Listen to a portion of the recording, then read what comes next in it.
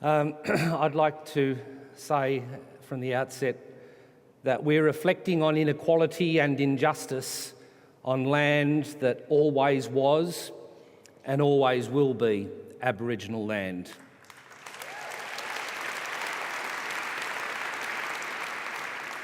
I acknowledge the traditional owners and custodians of the land, and I pay tribute to their spirit of collective dreaming, collective resistance and collective hope.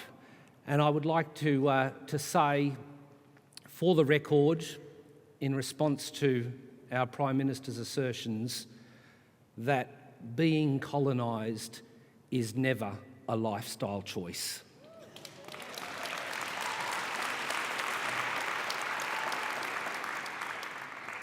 Our history is laden with the long and violent act of dispossession, of forcefully taking members of the First Peoples away from their homes. Sacred places were trampled upon, lives destroyed, cultures crushed, families scattered. As the poet Maya Angelou tells us, however, the ache for home lives in all of us. And even though homes may be taken away and people may be taken away, this ache for home, this hunger for justice, can never be taken away. May we here listen to the voices of the old people and dream of a different kind of society, one that goes beyond that which is built on colonisation and inequality. In my immediate family, my partner and I are very strict religious devotees of the teachings of the prophet Mark Latham.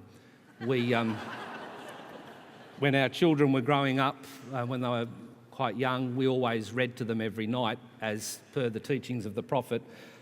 We weren't orthodox believers. We liked to mix it up a bit from time to time and let the kids read to us. But that's the sort of people we are. We live on the edge. One night when my son, who's now 16, he would have been about 8 or 9, and he said to me, "Papa, I don't feel like reading to you tonight, and I don't really want you to read to me. Can we just lie next to each other and read our books together?" And I said, "Oh, that'd be beautiful, son. Let's do that." So we lay together on his bed, reading our respective books, and after about 10 minutes, he turned to me and he said, "Papa, I can't get to sleep at night unless I read first." And I said, "Same with me, son."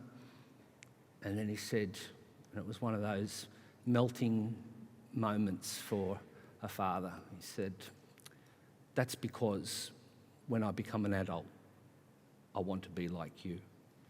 And I just went, "Oh, shucks." Then there was a little pause and he said, "Well, not bald." And then another pause, "or fat." Now, my son was and continues to be the king of the one-liner, but on this occasion, he wasn't trying to be a smart-ass. He was simply acknowledging my intellectual limitations and wishing to state the obvious to me for fear that I wouldn't get it. And the obvious was, of course, that his desire for emulation extended only to a shared love of reading. The reason I share that story with you is because I believe it's actually really important that we state the obvious to each other, because it's the obvious, it's the truth that is so missing from political discourse. We must speak the truth fearlessly to those in power, and by those in power I don't mean the power elites, I mean each other, because the power for progressive social change lies with the people. Change comes from below, it's never imposed from above. Last year's federal budget was an absolute masterpiece of inequality. And here we are a week out from a new budget and we're still reeling from its viciousness towards ordinary people. But let me add that the federal government is still reeling from the backlash from ordinary people.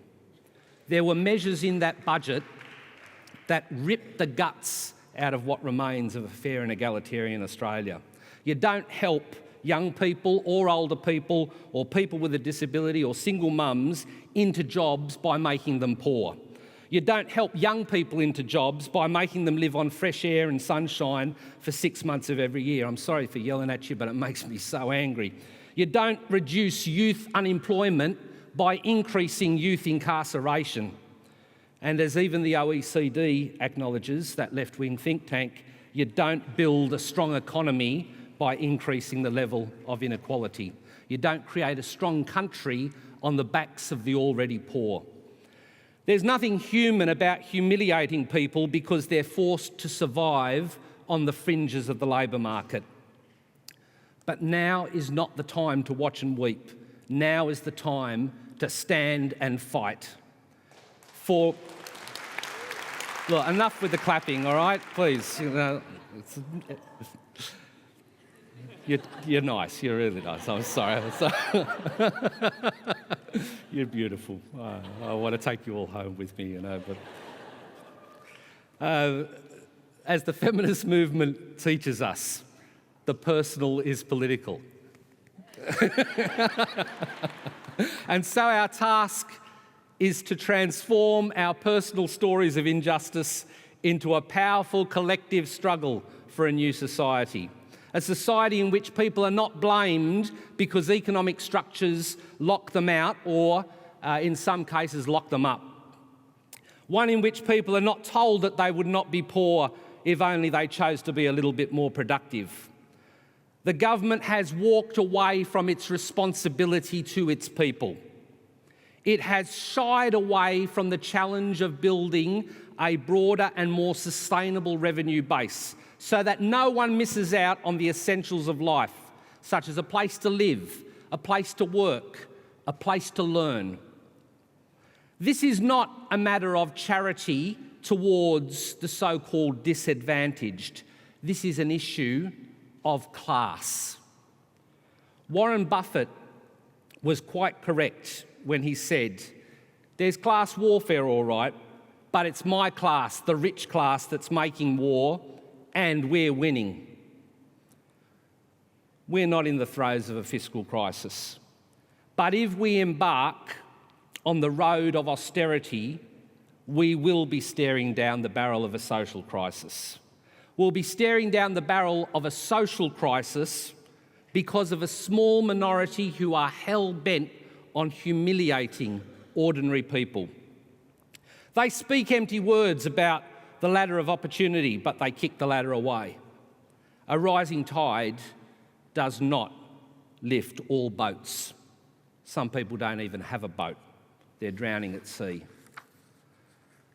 It's life that teaches us that an injury to one is an injury to all, and that in the face of these injuries, our secret weapon, our best weapon, our only weapon is our solidarity.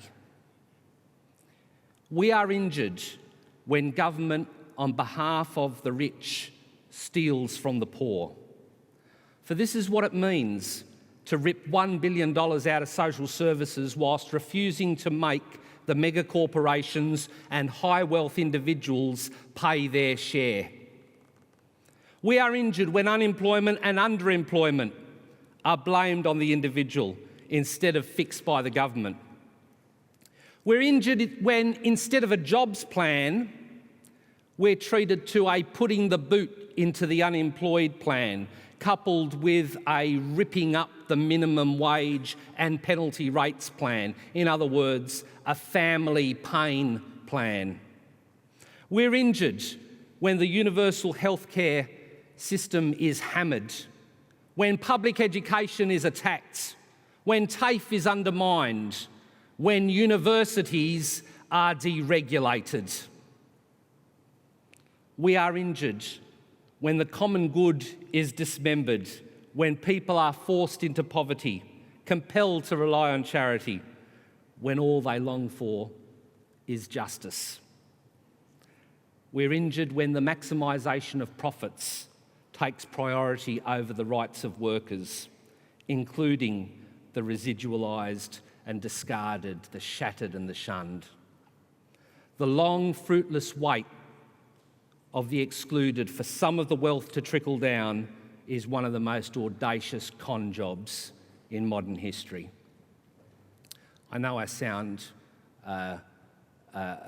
like a Marxist when I say that, and let me just say, in 2001, when I started working for the St Vincent de Paul Society as a research officer, I was outed in that highly esteemed academic journal, Sydney's Daily Telegraph, as evidence of the communist control of the St Vincent de Paul Society in an article that began with the words, "Comrade Falzon has been reading more Das Kapital than the Bible."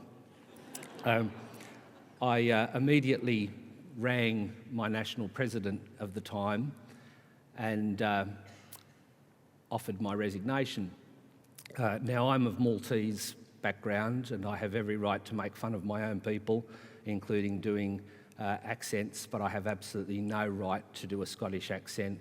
The national president was Scottish, but I can't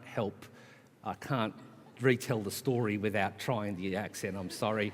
It's a really lousy effort. It sounds more Indo-Italian, but what the hell.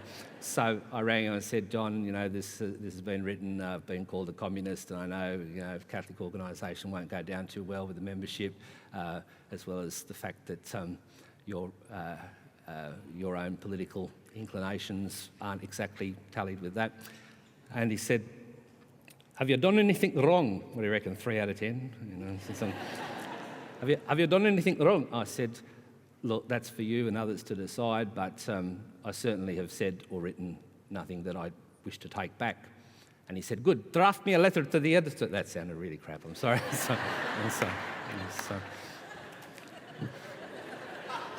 Maybe if I do it whilst drinking water. Right? Draft me a letter. No. So I did that, when a letter that went over his name, and it was published, and gave me the opportunity to quote those beautiful words, which I'm sure you've heard 100 times, by Helder Camara from Brazil, who was conscientised, taught. He came from a very wealthy background, but he was educated by the poor about the meaning of inequality. And he famously said, "When I give bread to the poor, I'm called a saint, but when I ask why they have no bread, I'm called a communist." But since I've been called a Marxist, I'd like to quote Marx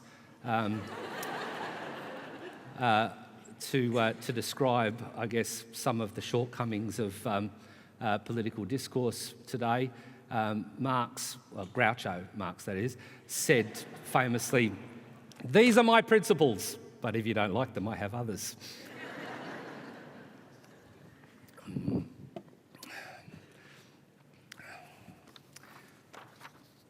We know that our economic system is built not on the objective of wealth trickling down, but on the certainty that wealth bubbles up. In the meantime, the excluded are told to be patient, that their time too will come. Once we get the budget back into surplus, once we've paid the debt and stopped the boats and cut the taxes, that they only need to wait a little longer. But when you've got a rich country like ours, supposedly unable to afford to ensure that the more than 100,000 people experiencing homelessness, or the more than 200,000 people on the waiting list for social housing have a place to call home, it's not a misfortune and it's not a mistake. It's the sound of the excluded still waiting. When you've got nearly 800,000 people unemployed and 1 million underemployed, on top of those who are set to lose their jobs due to company closures and the mutilation of the public service and government cuts to social spending, and when you've got a single New Start payment that sits at around only 40% of the minimum wage, it is also the sound of the excluded still waiting. When you've got David Gonski, not generally seen as representing the vanguard of the working class, working alongside fellow review panellists to recommend a package of education funding reforms to address the outrageous inequality that besmirches education funding in Australia, and then the government does a triple backflip and declares it is not committed to seeing this redistribution of resources through, you loudly hear the sound of the excluded still waiting. The Prime Minister is fond of claiming that he is simply fighting the scourge of intergenerational theft, which is code for protecting the perks of the wealthy by cutting social expenditure rather than engaging in genuine tax reform. We should fight not the spectre, but the real threat of intergenerational theft. It is intergenerational theft if we pretend that climate change is not real and that the devastation of the environment does not matter. Even as far back as the 1st century of the Common Era, Marcus Aurelius commented that what is no good for the hive is no good for the bee. The intergenerational theft that the government should be worrying about is the theft of opportunities for the next generation. Disability advocates have long made the excellent point that the construction of disability largely depends on how we structure our society and our economy. If someone cannot walk up the steps, we can decide as a society that it's tough luck or even that they should be blamed. On the other hand, we can just use our common sense and build a ramp. The same goes for other experiences of exclusion. Unemployment is painted as a moral failure. The causes, however, are structural rather than personal. We need to be honest about the fact that we refuse to build the ramps. We need to acknowledge that we actually do the opposite. We build bloody great walls. And then we condemn people. We condemn the people we've built the walls around for lacking the aspiration to scale them. For many of us, our day-to-day work is focused on helping people over the walls. This is good, but our historic task is to tear the walls down. Tackling inequality means investing in high-quality social and economic infrastructure for the benefit of everyone. In 2004, Tom Calma, then Aboriginal and Torres Strait Islander Social Justice Commissioner, explained the difference between formal and substantive equality. He said, if there are two people stuck down two different wells, one of them 5 metres deep, the other 10 metres deep, throwing them both 5 metres of rope would only accord formal equality. Clearly, formal equality does not achieve fairness. The concept, however, of substantive equality recognises that each person requires a different amount of rope to put them both on a level playing field. So it's clear, tackling inequality means giving everyone enough rope. In other words, from each according to their ability and to each according to their needs. I'm not sure where that quote comes from, but...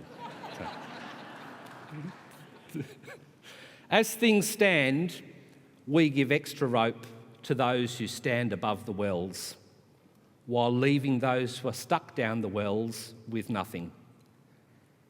Nothing but the view from below and the dream of sunlight.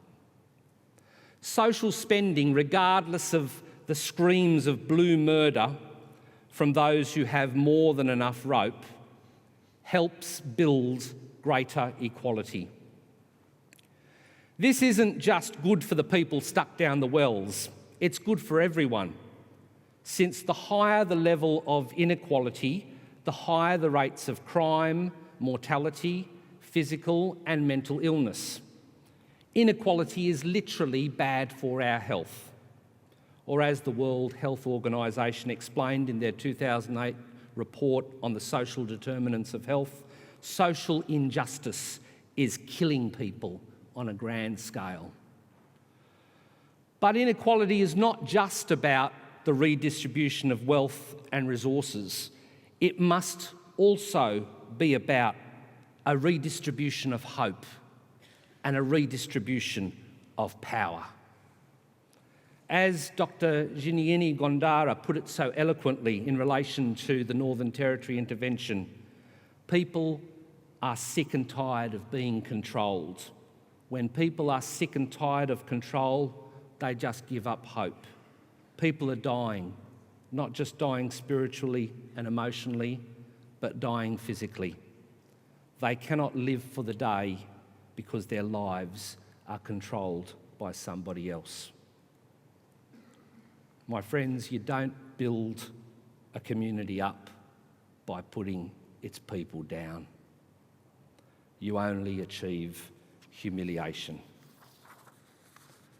A good society, as the former Spanish Prime Minister José Zapatero pointed out, is one that does not humiliate its members. You see, humiliation only begets disempowerment or rage. We can condemn and humiliate people for not being able to get up the steps, or we can build a ramp. But as the history of progressive social change teaches us, humiliation can also turn into revolution under the guiding stars of struggle and hope. Because the truth spoken by the people pushed to the margins will always, in the end, drown out the lies told about them. New forces and new passions spring up in the bosom of society, but the old social organisation fetters them and keeps them down. But first, polarisation becomes more pronounced. If as a society we're comfortable with detaining and brutalising children and their parents because carrying with them nothing but the tiniest nugget of hope they take to the high seas in search of a safe haven, how can we be surprised that we are also apparently at peace with the prospect of more stolen generations of Aboriginal people, more paternalistic interventions in their lives, more deaths in custody?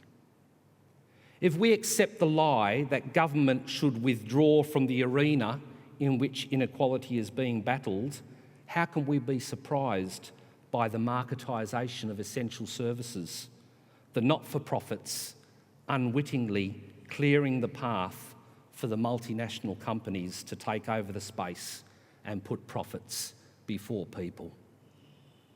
Why should we be surprised if we end up building more private prisons instead of more public schools?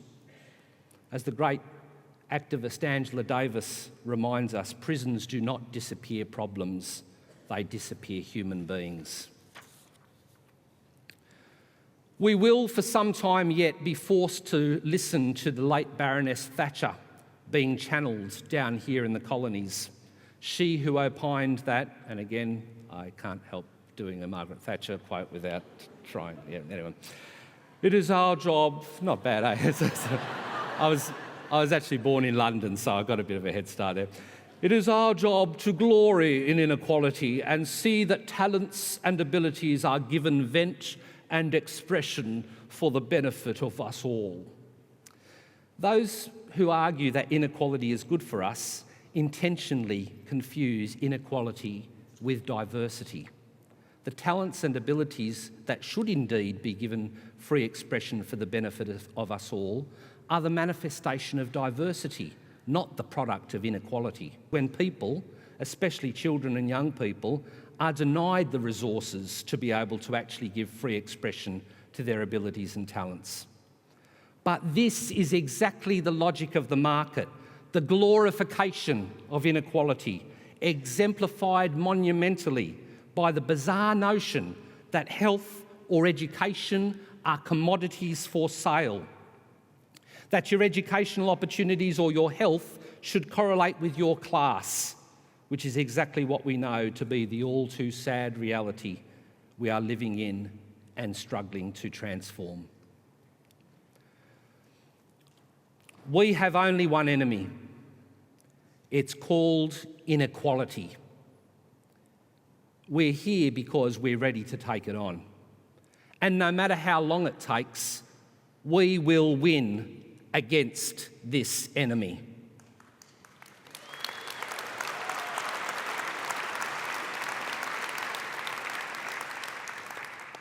This is our beautiful struggle. We who are very many, we who make up the massive movement for progressive social change.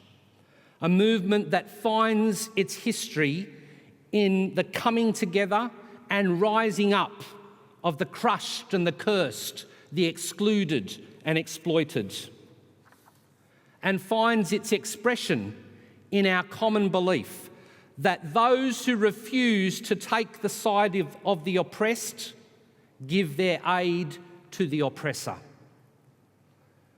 We also hold with Arundhati Roy that there is no such thing as the voiceless. There is only the deliberately silenced or the preferably unheard.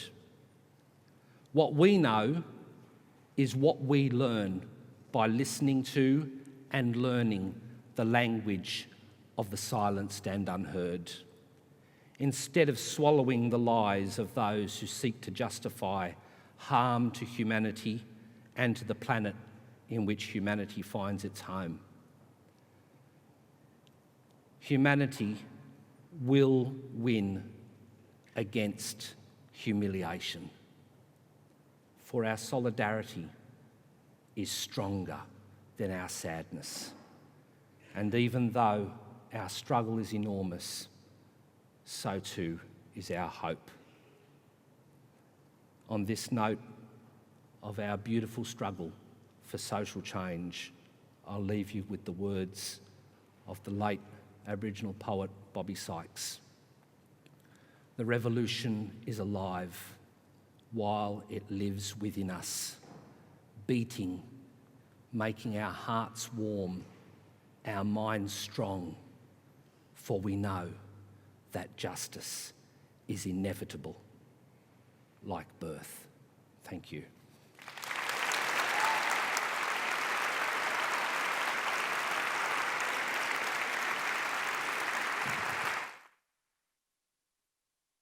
Wow. I reckon I can probably speak for all of us when I say, John, please, please keep asking why the poor have no bread, no matter what they print about you in the Daily Telegraph. Now, I'm just going to take the opportunity while people are moving furniture around to very quickly introduce the panel that we've got coming up now. First up, I'll introduce Jed Carney, who's the President of the Australian Council of Trade Unions, workers' movement, which gave us the often almost forgotten phrase as Australian as the basic wage. Jed started out as a nurse, has gone on to become the Federal Secretary of the Australian Nursing Federation, and she's doing a seriously stellar job as President of the ACTU now.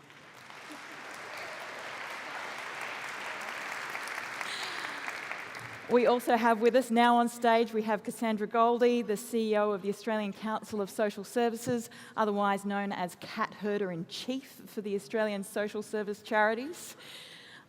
We also have Adriano Campolina, who flew in yesterday, is with us already this morning. He's based in South Africa.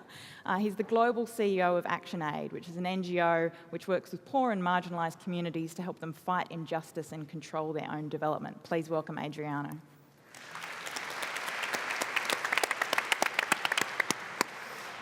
Now, I'm going to be asking a few questions for our panel. We've not got a lot of time, but I did want to let you know that you can also ask your own questions. Just ask them via Twitter using the hashtag Progress2015, so that's 2015. So where should we start? You've given us so much to think about. We've got so much to get through over the next few days, but I think it's such a great idea to start with the topic of this panel, which is the fate of the fair go. John, I think maybe to kick off with, it would be interesting to touch on that point, that fantastic image that you gave us of, it's not true equality of opportunity if somebody's in a really deep hole, somebody's in a shallow hole, and you're chucking them all the same size of rope. So often when people talk about this issue, you find someone who'll say, look, mate, what really matters here is not equality of outcomes, it's equality of opportunity. And I keep on finding myself thinking, I don't think that word means what you think it means. So, what should we say to people like Amanda Vanstone, who wrote in the Sydney Morning Herald last year saying that all this stupid rich versus poor debate does is stir up the politics of envy? Go to one of the others first. I've said a lot. Cassandra, maybe you kick us off. I think it's a very fine effort to try and shut down the fact that we are starting to get some serious wins here. I think when you start to get that sort of retreating into these old arguments about class warfare, I always think we're on the money. We're on the money. I personally, I think. With all of the devastation that has been experienced, particularly with this federal budget, the one really bright light out of it, I think, is that it has really flared up and generated this important debate for us as a country about the kind of country we want to be. And I really do think that when I reflect on coming from the Progress Conference last year, and picking up again, it's so fantastic to see so many. It feels like there's more people here, that this is a time for us to really build on that. But I don't want us to think like we've won. I think this federal budget, we'll wait and see. We'll wait and see. And so this is a fantastic, as much as it's been a bit of a killer to be here this week with the federal budget coming up next week, it's a fantastic opportunity for us to be out in such a big way next week on the story of what they actually do. I think, I agree, Cassandra, but I think, just going back to your Amanda Vanstone thing, the whole word or the whole realm that we seem to have vacated because we get caught in this politics of fairness, the politics of opportunities, which is also subjective, we should just get it back to what is a right. What constitutes a right for a person who lives in a civilised society? It is a right to have access to housing. It is a right to have access to a decent education system or a health system. And we never ever seem to talk about rights anymore. It's not that whole age of entitlement stuff, I think, was the beginning or was a major wake-up for me. When you say it's not an entitlement to be able to send your children to a decent school, that's a right. And we've lost that, and I think we really need to reinvigorate what actually is in civil society that is a right for everybody. It's always for me very interesting how the powerful and rich try to reframe our debate, saying that our questions are wrong. I'm not so worried what she thinks about that. I'm more worried about what a youth landless person in Brazil or a youth or a young women landless in Uganda think about what are the structural causes of their suffering and their poverty. And they do say all the time, it is about other people taking over their resources. It is about how the big corporates, how landlords, how men across the world are really driving the things that Comrade Falzon just said, if you may, if you allow me to say, that is not only in Australia, it's across the world. So the issues around inequality, jobless growth, climate change impact, a backlash on women's rights and LGBTI rights are occurring across the world, everywhere. And the people that look at that and look at the structural causes of those processes, they always see big corporates, they always see the power going only in one direction, they always see the 1% taking control about the resource of the society. And when they come together and break those lenses, that's where we have victories as well across the world, and resistance and struggle, making important advances as well. So I think it's about shifting the debate. John, would you like to chime in? Just to say that it's a really good sign that we're under attack. Absolutely. That the polarisation is more pronounced and that we're at a crucial historical conjuncture, and we have a huge responsibility to make use of this while we can talk about inequality, and we have got the upper hand because the other side are being very defensive, trying to justify inequality, and that's exactly where we want them. But now's the time where we need to take heed of the Chilean sociologist Marta Hanecke's advice that the art of politics is to create forces to be able to achieve in the future what we cannot achieve today. Well, I might ask the rest of you to jump in on that. I mean, what are the pressure points? What are the key points that, would be really strategic for us to push on at this moment in time? I think one of the most important themes, there's many from John's fantastic speech, that I'd like to pick up on is the one about as tough as it is for us to really be prepared to stay with telling the most extremely appalling stories of what goes on in this country. I think sometimes we struggle with, we want to say we're a great country and we want to sort of smooth over a bit, we sort of say, well, look, we're a country of the fair go. Well, let us be real about that. We have never actually been a country of the fair go. I mean, if you look at the history of Aboriginal and Torres Strait Islander peoples and the extent to which, through the history of the cultures that came to this country, we have done awful things to each other in this country. If you watch the Four Corners program on Monday night, we are capable of doing the worst things in terms of labour exploitation. We like to go on the global stage and present ourselves as this sort of, in some way, this kind of elitism that we're sort of more civilised, or, the developed aspect of us.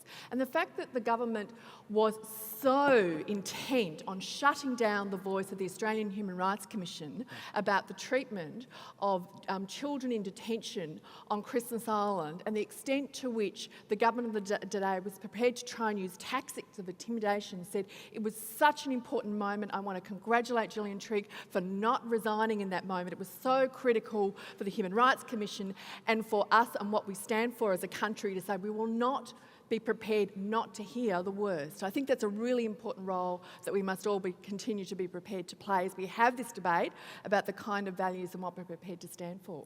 That is true, that exactly what you say, we're not the society I think that we'd like to be. But what has given me heart is that I think Australians generally have an uneasy feeling now that we are going in the wrong direction. And we surveyed 52,000 union members answered a survey that we did. And believe it or not, a lot of them were Conservative voters. We're a very broad church. And even those who did vote for this government are angry and upset, and they think that innately there's a sense that something's wrong. And when we throw things up like Four Corners program, when we throw things up like, asylum seekers, and you get a sense that people want to hunker in and say, no, not here. But it's our job to bring them out of that bunker and say, yes, this is happening, but we can change this direction together if we do it together, if we have a plan, if we have the right language, and if we garner the support of the people that have that really uneasy feeling that we're going in the wrong direction. I think we can do it, and I really do trust that we can. I don't want to get too deeply into this, but I am curious about people's perspective on why that budget was misjudged so badly. I mean, it seems like it was sort of a budget for the American Tea Party, not for a country where we have compulsory voting, and traditionally politics tends to go more to the centre, and that kind of attempt to sort of drag Australia more to the sort of fringe end of the right. You can't really see that as being viable. So I'm kind of curious, where do you think that really came from? Is that direction dead and buried now because it's been so unpopular with the general public? No, I think what we've got to demonstrate is that the reaction to this budget is not about the fact that the public got it wrong or the public is not up for reform, but that we absolutely called it for what it was. And what I think we had there was some very ideological positions coming from senior ministers across the government who all wanted to deliver on this agenda of lower taxes, smaller government, get out of the way, the economy, the private sector will do it all from every single front. And actually what they misjudged was both the combined impact of that sort of being so clear about what you're on about in a first budget rather than a sort of a drip feed approach. I think, as I say, tragically, in some respects, was the greatest gift for us in saying that is not the kind of country we want. And I agree with Jed. I think that the hope out of this is that actually it has triggered this a movement from people to say, that doesn't feel right to me. And even though it wasn't affecting, we had a lot of people express concern to us about this budget, even though they weren't going to be directly affected by it. And I think in us arguing the case on an alternative agenda, and I think that is what we've got to craft more and more clearly about what do we want. And I think I absolutely agree, the rights, human rights, fundamental human rights has to be embedded within our agenda. I think the mistake, and I'll speak for myself and for many that I've worked with over time, is that we have tried to argue the case on their terms, just to use there for a moment, the economic argument. And what we have, I think, got to reassert absolutely are the value bases that underpin what we want about basic human dignity, basic human respect, that we want a nation that is built on love and care, not fear and division. And that is what we really are having a contest over at the moment, I think. Can I get other people to weigh in? What do you think that we need to change about that? Yeah, just two comments from my side. One is, it's strange as a Brazilian that have spent my youth during the time of structural adjustment on the death of the 80s. To see the debate in Australia now, it's like I feel transport in time. On that time, you would have IMF saying, look, Brazil, cut the state, be small, and poverty is going to be reduced. It happened exactly the opposite. We had a bigger poverty, rights violation, the economy went down, no growth, and took us, the entire civil society and movements, to come together with a very strong progressive agenda, with a very strong alliance, tax and strategy, to make it the opposite and say, actually, what we need is more state, and a state that serves the people with public policies that can really tackle poverty and inequality. And that required from us the capacity to build very strong alliance to revert that. So when I'm traveling on my work and I see this new liberal research in Europe, in parts of Europe, or here in Australia, is really appalling. And I believe, but at the same time, it is the kind of moments that creates to us the opportunity, because of the violations of rights, of creating that kind of anger and canalize that frustration towards a very strong movement. And that requires change from our side. What's our ability to build alliances?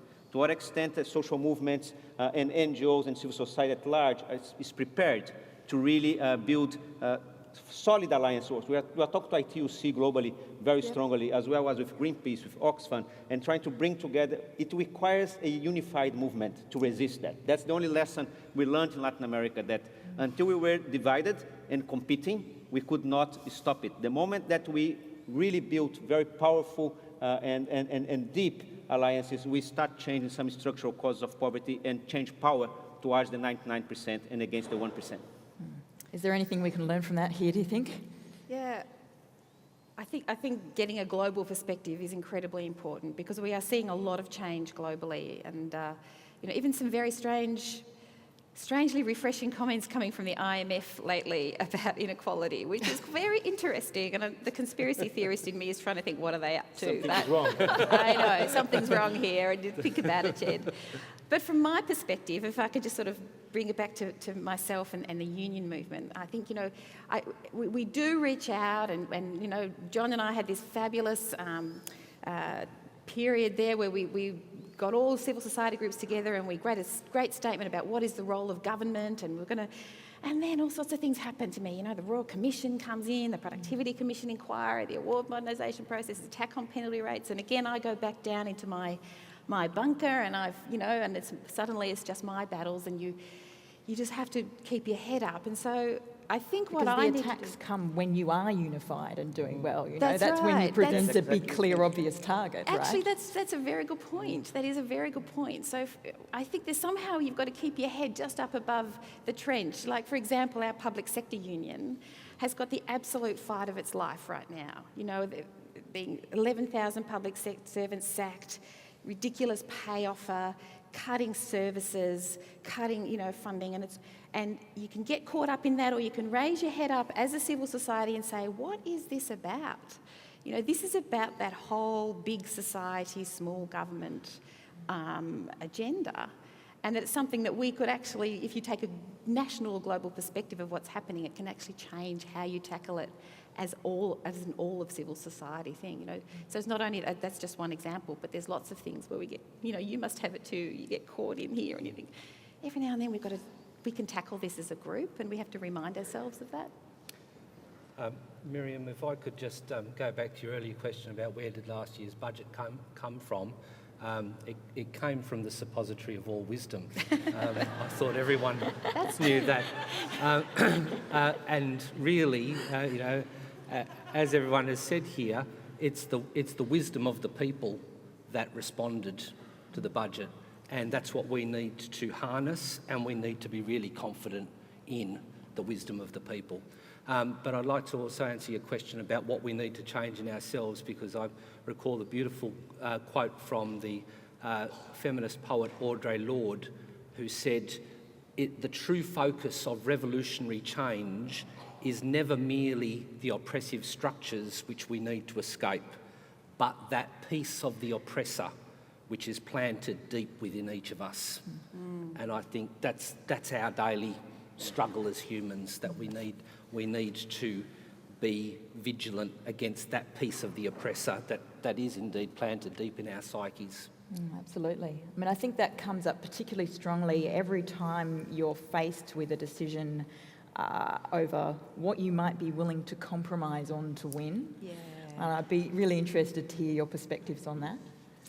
Can I just comment a bit on that? I think we as civil society and social movements in general, I think we have to challenge ourselves a bit deeper. So sometimes we make the rhetoric of the 99 and 1%, but to what extent are we becoming 1%? Or to what extent we want to change the 1% being the best behaved in class, to be friends with and dialogue with and shape incrementally. A world that is facing the amount of injustice we are facing now.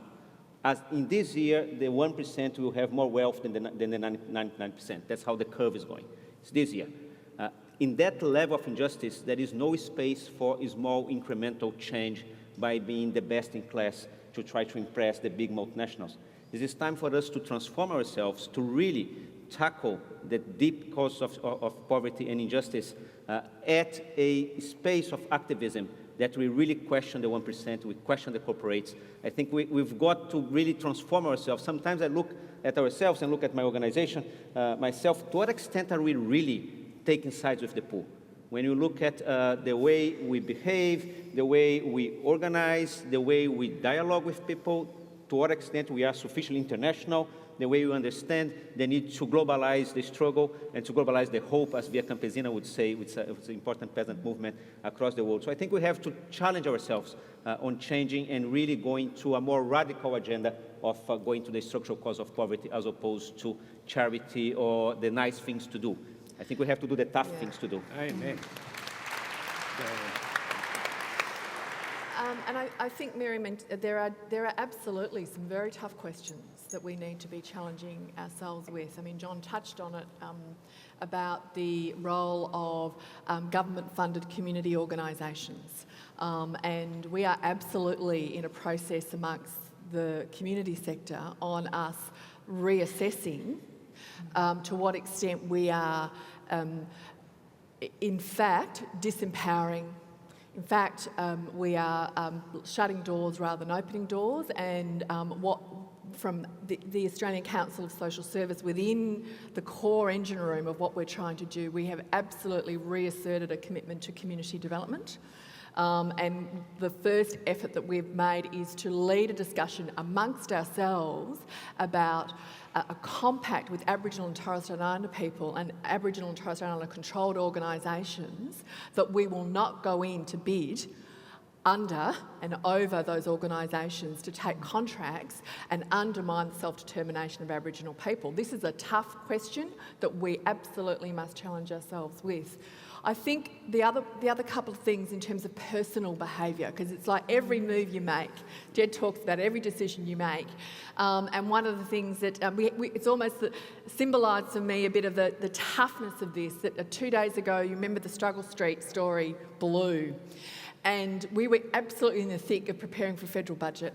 And it was that moment in the morning, and I know, my colleagues and I rang the Blacktown Local Council and I said, what can we do? What can we do to be there in support of that local community in this moment, who is almost in the metaphor of what is going on in the country, the demonising of people because of experiences of disadvantage, and the complicitness of the media, and the fact that sadly we had the SBS finally starting to buy into what is a long-standing trend around commercial radio. So it was that every time somebody very importantly said to me, there's two things. One was, every week think about who did you spend your time with. Who did you spend your time with? Because that is actually the way you will change and inform your whole worldview, and I think we've got work to do on that front. I'll speak for myself and for our own organisation. I think the second thing is never assume where you will find your allies. I think there is a comfortable place for us to get into. It's an absolute paradigm of war. It's the us and them. But actually, Jo Valentine, I want to acknowledge her. She will never know it. Yes, amazing woman.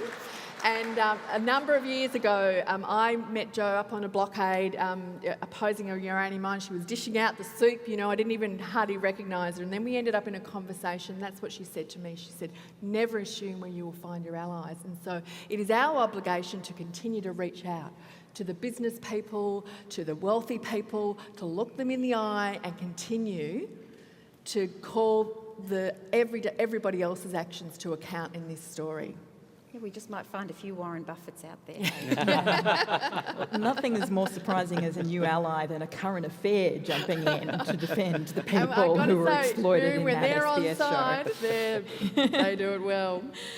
Look, I just want to get one Twitter question in.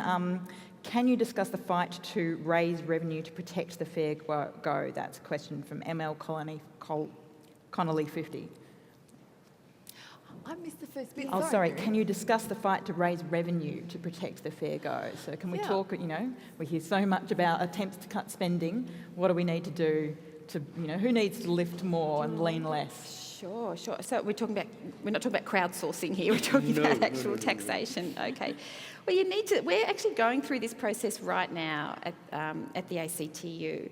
And it really is difficult because you start to get caught up in the the nitty-gritties of, is tinkering around with the pension the right thing to do? Is, tackling high-end super? And yes, that's all true. But we have to take it right back to what is the basic role of government, which I was talking about before. What do we value as a society? What do we want to spend our money on? What are our priorities? And we've got it down to about 5 very basic things that people wouldn't be surprised at. Decent work, health, education. So you get it down to the very basic things that you can agree. And then, you have to have some very high principles about taxation. Like, it has to be progressive, it has to be fair. People who earn the same amount of money, no matter how they are, where they are, should basically pay the same amount of tax. We have to really have a tax system that is, I think, fair and progressive, and the people who can afford to pay tax should pay it. The wealthy multinationals and the corporations. It's basically simple. And then you work out, well, how do we look at our tax system? What do we tackle first, and how do we adjust the system to make that fair? It's a big question. It's not easy. It's probably not something we could say in 3 minutes. Yeah, we're actually out of time, unfortunately. There are, I think, and I'm happy to talk about it offline with people, but I think there are probably 5 ways that you could start to tackle the tax system that will make it fair. And, ACOS does a lot of great work around this area as well. So, look, I think this is where there was the news that's coming through about the federal budget in the last couple of days. I think is starting to, certainly for us, have some serious, deep concerns, because if it's correct that the Prime Minister has again said, I will not see any taxes being raised in this federal budget, how can you deliver on fairness? Because the only way, if you're determined to have some kind of return to surplus, otherwise, is to cut what is seen as the spend, which is the important social security safety net, the important social services, and so we will have, this. I think the public is up for raising of taxes if it's for the right reason. And I think that is the fantastic agenda that we could lead as this group and the people in the room. Absolutely true. We'll pay for it. That sounds like an absolutely perfect point at which to end, because we're completely out of time, I'm afraid. We've got to keep it running to time for the rest of the day. So thank you so much to our panellists. Really looking forward to the next couple of days. Let's get on with it. Thank you.